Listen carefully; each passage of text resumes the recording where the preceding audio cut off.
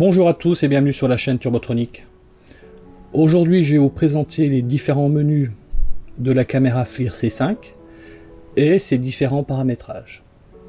Donc là, quand vous l'allumez, vous tombez sur cette image là, donc l'image thermique. Sur votre gauche, vous avez une échelle de température avec, par rapport à ce que regarde la caméra, vous aurez la température la plus basse et la température la plus haute. Ensuite, vous aurez trois petits points ici pour régler soit le mode de l'image, la mesure, la palette de couleurs et l'échelle de température. On y reviendra un peu plus loin. Vous avez ensuite l'onglet ici qui va vous permettre de configurer vos dossiers. Vous allez pouvoir créer plusieurs dossiers, mais vous allez aussi pouvoir gérer vos images. Là c'est pareil, on verra ça plus tard. Et le dernier icône est un icône de paramétrage qui va vous permettre donc de contrôler toute votre caméra en fonction des paramètres de mesure, connexion, plage de température. Donc là, une petite parenthèse, vous avez ici par défaut de -20 à +150, c'est ce que faisait la caméra C3. Cette fois-ci, on va pouvoir aller de 0 à 400 degrés. Voilà. Ensuite, on va pouvoir gérer aussi l'option de stockage et d'enregistrement, créer un compte et gérer le compte. Et dans la configuration du périphérique, on va pouvoir activer ou non la rotation de l'écran, afficher l'échelle de température, la mise à jour, d'ailleurs j'en ai une à faire. Vous avez un programme d'amélioration du produit que vous pouvez activer ou désactiver, et une option de réinitialisation, ainsi que l'information sur la caméra, c'est-à-dire son numéro de série, etc. Voilà dans un premier temps. Alors on va commencer donc par cette icône ici, donc la partie thermique, celle qui nous intéresse le plus. Vous avez donc les trois petits points qui vont vous permettre de régler le mode de l'image. Vous avez donc 4 modes d'image: MSX, le mode thermique, le mode caméra numérique classique et le mode Pictures in Pictures. Donc le MSX, le premier, qu'est-ce que c'est? C'est en fait une combinaison d'images entre l'image réelle et l'image thermographique, ce qui va nous permettre d'avoir la définition du contour. Et ici sur l'image, on voit que l'on est bien sur un clavier d'ordinateur. Et là j'ai un petit cube, comme ceci, voilà. Donc on arrive à voir assez facilement ce petit cube. Donc si je reviens ici dans le mode de l'image et que je passe en thermique, donc ce que font la plupart des caméras thermiques, et bien écoutez, là c'est un petit peu plus trouble. Donc le MSX étant un brevet de chez FLIR, c'est la seule caméra qui va vous permettre d'avoir cette définition du contour et d'améliorer nettement votre image. Si on prend par exemple dans un tableau électrique, vous avez un disjoncteur qui chauffe, vous allez pouvoir lire carrément le repérage donc de votre disjoncteur. Donc je repasse en mode MSX pour vous montrer la différence. Voilà, regardez donc la définition d'image et on arrive aussi à lire les lettres donc du clavier, donc de l'ordinateur. Donc ça c'est donc un mode très pratique. Vous avez ensuite le mode caméra numérique qui est ni plus ni moins qu'un appareil photo. Vous êtes donc sur du 5 millions de pixels. Ensuite, vous avez la dernière option qui est du Pictures in Pictures. Donc ça, en fait, c'est ni plus ni moins qu'un rectangle où vous avez ici l'image thermique classique et tout autour, vous avez l'image réelle, ce qui permet de nous situer. Voilà. Alors cette fois-ci, concernant la mesure, en fait, avant, on avait la possibilité d'avoir uniquement que le point central, ou que le point chaud, ou que le point froid. Avec la C5, vous avez la possibilité de mixer comme vous voulez. C'est-à-dire, soit mon point central, comme ceci, donc là j'ai mon point central ici, ou bien, je reviens sur mesure, que mon point chaud, comme ceci,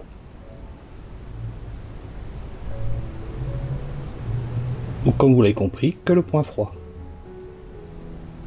Voilà. Et puis donc, la possibilité d'avoir les trois en même temps, ce qui fait beaucoup d'informations, et dans certains cas, on en aura besoin. Voilà, là vous avez 3 points de température. Le premier sera toujours le point central, le deuxième le point chaud, et le troisième le point froid. Alors une autre petite remarque aussi, sur la C3, on avait donc un rectangle au milieu qui nous permettait de définir le point chaud, le point froid. Cette fois-ci, en cliquant dessus, je vais pouvoir l'agrandir. Ce qui va nous permettre d'avoir une zone donc beaucoup plus grande voire même de l'image complète. Et donc par rapport à ce que la caméra va voir, on va pouvoir voir le point le plus chaud. Donc ça c'est un gros plus aussi. Ensuite, le troisième icône qui s'appelle couleur, en fait, ce sont vos palettes de couleurs que vous allez générer en fonction de ce que vous regardez. La palette noir chaud et blanc chaud sont prévues pour les gens qui sont daltoniens. Voilà, ça va nous permettre d'avoir que des nuances de gris. Voilà, si je reviens sur couleur, je vais pouvoir mettre en évidence aussi une palette arc-en-ciel plus élevée, qui va nous permettre de voir, d'accentuer un peu plus les points chauds. Et sinon, voilà, je vais aussi me remettre sur l'arc-en-ciel classique que je trouve bien aussi, voilà, qui nous permet d'avoir des dégradés au niveau chaud et froid. Alors ensuite, voilà, le quatrième icône, c'est l'échelle de température, soit en automatique, soit en manuel. En automatique, la caméra va gérer ici, sur votre gauche, la température mini et maxi par rapport à ce qu'elle regarde. Vous avez la possibilité donc de la régler manuellement, voilà, comme ceci. Un petit curseur va arriver sur votre gauche, et là vous allez pouvoir régler, voilà, plus ou moins. Donc là, vous voyez que je fais bouger ici, par exemple, la valeur. Voilà, c'est-à-dire que je vais réduire l'échelle de température pour mettre en évidence ce que j'ai envie de voir. Voilà, c'est un petit plus. Ensuite, l'icône du milieu va vous permettre de gérer en fait les images que vous avez prises. On a ici dans l'icône dossier une petite flèche qui va vers le bas, ça veut dire que le dossier est actif. Ensuite, pour en créer un deuxième, vous allez faire le plus. Créer le nom du dossier. Voilà, par exemple comme ceci. Automatiquement, vous verrez que celui que vous avez créé est devenu le dossier par défaut. Voilà, vous avez toujours cette petite flèche ici. Donc c'est dans ce dossier-là que les prochaines photos vont passer. Ensuite, une fois que vous avez donc créé votre dossier, vos images vont venir dedans. Vous allez pouvoir cliquer sur l'image, et à ce moment-là, vous aurez l'image thermique et l'image réelle. Le gros plus sur la C5 par rapport à la C3, c'est qu'on va pouvoir voir un peu mieux ce qui se passe. Voilà, en les agrandissant comme ceci. Voilà, et celle-ci pareil. Voilà, comme ceci. Ensuite, on va pouvoir, avec les trois petites flèches, les télécharger, les modifier. Donc si je les modifie par exemple, on va pouvoir modifier les palettes de couleurs, on va pouvoir modifier, on va voir ça tout de suite. Voilà, l'échelle de température, on va pouvoir modifier la mesure, le mode de l'image, etc. On va pouvoir tout modifier. Donc une fois que vous avez pris une photo avec une caméra thermique, eh ben, rien ne vous empêche de venir donc modifier votre image par la suite. Ensuite, on va pouvoir déplacer dans un autre répertoire. Et le gros plus que l'on n'avait pas avant, c'est de créer une annotation sur l'image que vous avez prise.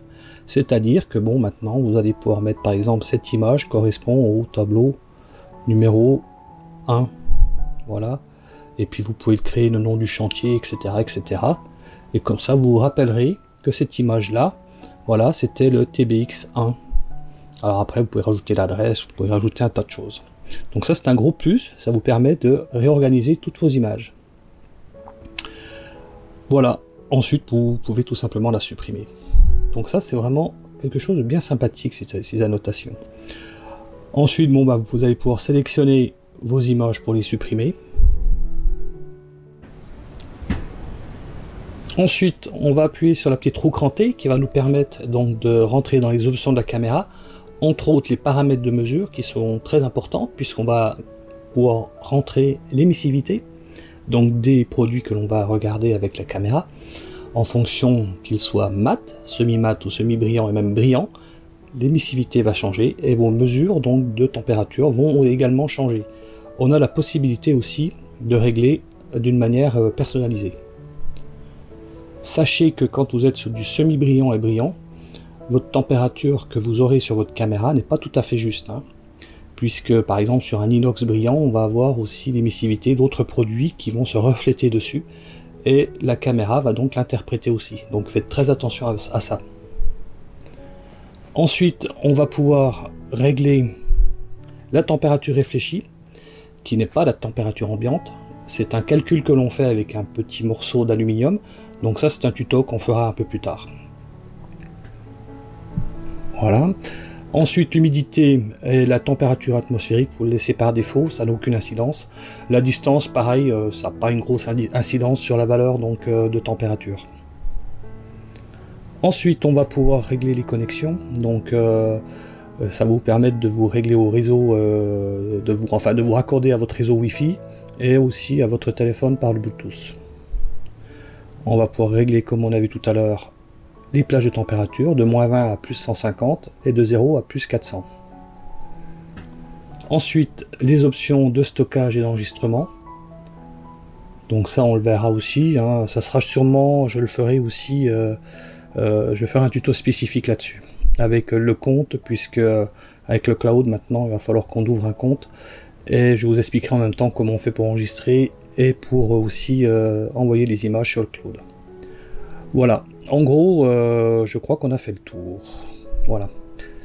Après, configuration du périphérique, bon, il n'y a rien d'extraordinaire. C'est l'arrêt automatique, la rotation de l'écran, afficher l'échelle de température, la mise à jour, et puis le programme d'amélioration du produit. J'ai fait le tour donc des menus et des paramètres de la caméra FLIR C5. Sachez que pour prendre une photo, vous faites un clic comme ceci. Le fait de faire un clic, en fait, va vous permettre d'avoir deux photos, l'image réelle et l'image thermique. Dans l'image thermique, c'est une image radiométrique. Ça veut dire quoi? Ça veut dire que un pixel égale une température. Donc avec le logiciel FLIR, vous allez pouvoir récupérer toutes les températures dans votre image, et non pas celle qui est indiquée uniquement par le petit cercle ici. Voilà, mais ça fera l'objet d'un tuto spécifique, où je vous expliquerai tout ça. On va donc pouvoir ressortir un PDF aussi avec les deux images et tous les paramètres de la caméra. Et toutes les températures aussi. Voilà, cette fois-ci j'ai terminé, je vous dis à bientôt et pensez à vous abonner.